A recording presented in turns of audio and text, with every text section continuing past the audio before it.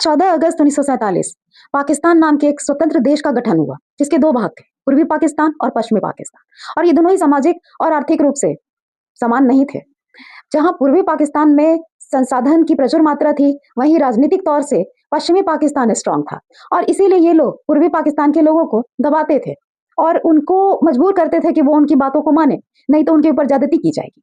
यहाँ तक कि पूर्वी पाकिस्तान जो आज के हमारे बंगाल से अलग हुआ था, वहाँ बंगालियों की मात्रा ज्यादा थी, हिंदू बंगालियों की संख्या भी ज्यादा थी और ऐसे में ये लोग बंगला बोलते थे। लेकिन पाकिस्तान का कहना था कि नहीं, इन लोगों को उर्दू बोलना चाहिए और अगर ये लोग उर्दू नहीं बोलेंगे तो फिर इनके साथ ज्यादती की जाएगी, अत्याचार किया जाएगा। और तो और पूर्वी पाकिस्तान में जितने भी संसाधन थे, उसका इस्तेमाल ये लोग अपने लिए करते थे। पश्चिमी पाकिस्तान जो आज का पाकिस्तान है, उसकी बायस्ड राजनीति के चलते पूर्वी पाकिस्तान में व्यापक असंतोष भड़क उठा और वहाँ के लोग एक स्वतंत्र राष्ट्र की मांग करने लगे और इसके लिए उन्होंने अवामी लीग नाम की एक पार्टी का गठन किया, जिसके नेता थे मुज़फ़्फ़र रहमान। और उस 1970 में मुज़फ़्फ़र रहमान ने भारी बहुमत से चुनाव भी जीत लिया। लेकिन इसके बाद भी पाकिस्तान के लोग उनको सत्ता देने के लिए और स्वतंत्र राष्ट्र बनाने के लिए पूर्वी पाकिस्तान को तैयार नहीं थे और लोग सड़कों पर उतर रहे थे, विद्रोह कर रहे थे और असहयोग आंदोलन भी कर रहे थे। ये सारे आंदोलन जो सविनय अवज्ञा आंदोलन, ये सब आंदोलन चल रहे थे। इन आंदोलन को दबाने के लिए पाकिस्तानी जो राष्ट्रपति थे जनरल याह्या खान, उन्होंने ऑपरेशन सर्च लाइट का आदेश दिया, जो वहां पे 25 मार्च 1971 को लागू किया गया। याह्या खान के इस ऑपरेशन सर्च लाइट में लाखों हिंदू लोगों की, बंगाली लोगों की हत्या कर दी गई, सामूहिक जनसंहार हुए, नरसंहार हुए और कई महिलाओं के साथ गलत काम किए गए। ऐसे में पूरा का पूरा पूर्वी पाकिस्तान दहक उठा, जल उठा और करोड़ों लोग भागकर भारत की शरण में आ गए। और ऐसे में हमारी उस समय की जो प्रधानमंत्री थी इंदिरा गांधी, उन्होंने बहुत ही साहस और धैर्य का परिचय दिया। प्रधानमंत्री इंदिरा गांधी ने उस समय शरणार्थियों के लिए भारत के दरवाजे खोल दिए, जगह जगह पर शरणार्थी शिविर लगाए गए और उनको सहायता दी गई। लेकिन शरणार्थी इतने ज्यादा थे कि भारत की अर्थव्यवस्था पर उसका प्रभाव पड़ना भी लाजमी था। इसलिए इंदिरा गांधी ने कहा कि लाखों शरणार्थियों को अपने यहाँ शरण देने से बेहतर है कि पाकिस्तान के साथ युद्ध करके इस स्थिति को हमेशा के लिए सही कर दिया जाए। और इसके लिए उन्होंने सेनाध्यक्ष सैम मानेकशॉ के साथ युद्ध के ऊपर चर्चा की। लेकिन सैम मानेकशॉ ने उस समय युद्ध करने से इनकार कर दिया और उन्होंने कहा कि अभी हमारी सेना युद्ध के लिए तैयार नहीं है, क्योंकि पूर्वी पाकिस्तान में अभी मानसून आया है, मानसून का समय है और साथ ही हमारे जो टैंक हैं वो रिपेयरिंग के लिए रिपेयरिंग का काम चल रहा है, तो हम अभी युद्ध नहीं कर पाएंगे और आपको ना कहने के लिए मैं अपना त्यागपत्र आपको देता हूँ, ऐसा सैम मानेकशॉ ने कहा। लेकिन उस समय इंदिरा गांधी ने कहा कि ठीक है, मैं आपको पूरी छूट देती हूँ कि आपको जैसी रणनीति बनानी है और जिस तरीके से युद्ध करना है आप करिए और मैं आपका इस्तीफा स्वीकार नहीं करूंगा। में ऑपरेशन सर्चलाइट के तुरंत बाद नेता मुज़फ़्फ़र रहमान को पकड़कर जेल में डाल दिया गया और इसके बाद उन्होंने घोषणा की कि पूर्वी पाकिस्तान अब स्वतंत्र है और इसे बांग्लादेश के नाम से जाना जाएगा। और वहां से जो 1 करोड़ शरणार्थी भागकर भारत आए थे, उनको हमारी उस समय की प्रधानमंत्री इंदिरा गांधी ने अपने शरण में लिया और उनकी मदद की।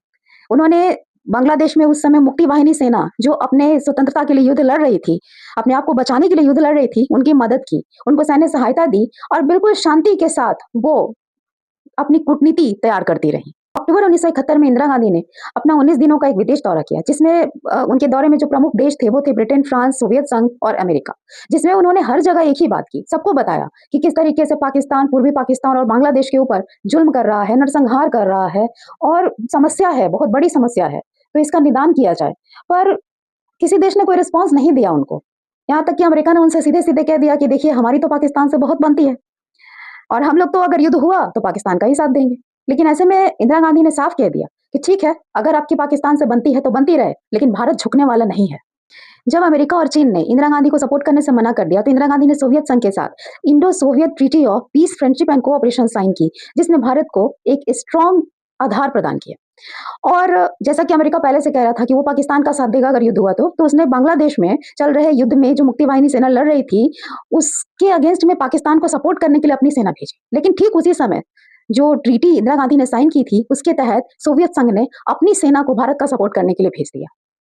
दूसरी तरफ जब पाकिस्तान को लग रहा था कि उसको भारत को डिमोटिवेट करना पड़ेगा, क्योंकि भारत अगर जब तक इस युद्ध में रहेगा वो बांग्लादेश को जीत नहीं पाएगा, तो उसने 3 दिसंबर 1971 को भारतीय वायुसेना के 11 ठिकानों और रडार स्टेशनों पर हवाई हमला किया। पाकिस्तान द्वारा भारतीय सेना पर किए गए इन हमलों को ऑपरेशन चंगेज खान का नाम दिया गया। इन हमलों के तुरंत बाद प्रधानमंत्री इंदिरा गांधी का रेडियो पर राष्ट्र के नाम संदेश प्रसारित हुआ, जिसमें उन्होंने कहा कि पाकिस्तान द्वारा किए गए ये हमले भारत के साथ युद्ध का आगाज है। और इसके तुरंत बाद भारतीय सेना ने जवाबी कार्रवाई करते हुए पाकिस्तान के 8 हवाई अड्डों को नेस्तनाबूद कर दिया।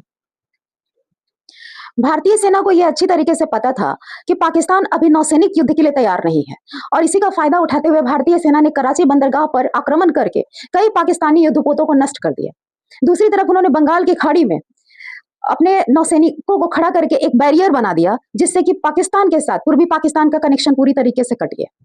पाकिस्तान इस सेना की इस रणनीति को बर्दाश्त नहीं कर पाया, इसका सामना वो नहीं कर पाया और आखिरकार पाकिस्तान ने घुटने टेक दिए। वे पाकिस्तान कमांड के commander lieutenant general Amir Abdullah Khan Niazi ने भारतीय commander in chief lieutenant general Jagjit Singh Arora के सामने 93,000 सैनिकों के साथ आत्मसमर्पण कर दिया और समर्पण अभिलेख पर सिग्नेचर किया। यह समर्पण द्वितीय विश्व युद्ध के बाद एक सबसे बड़ा समर्पण था, जो हमारी प्रधानमंत्री इंदिरा गांधी की वजह से संभव हो पाया। इस युद्ध के विराम के बाद बांग्लादेश स्वतंत्र हो गया और एक स्वतंत्र देश के तौर पे जाना जाने लगा और उस समय भाजपा के जो नेता थे अटल बिहारी वाजपेयी, उन्होंने प्रधानमंत्री इंदिरा गांधी को दुर्गा कहकर संबोधित किया। जिस प्रधानमंत्री को उसकी बहादुरी, निर्भीकता, उसके निर्णय लेने की जो क्षमता थी और जिस तरीके से उन्होंने इस सिचुएशन को हैंडल किया, उसके लिए उनको उस समय में विपक्ष की तरफ से दुर्गा कहा गया। लेकिन वही विपक्ष वाले आज उनकी इज्जत का पलीत करने में कोई कसर नहीं छोड़ते हैं। कुछ भी बोलते हैं, जो मन में आता है बोलते हैं, बोलते हुए वो भूल जाते हैं कि वो क्या बोल रहे हैं और किसके लिए बोल रहे हैं।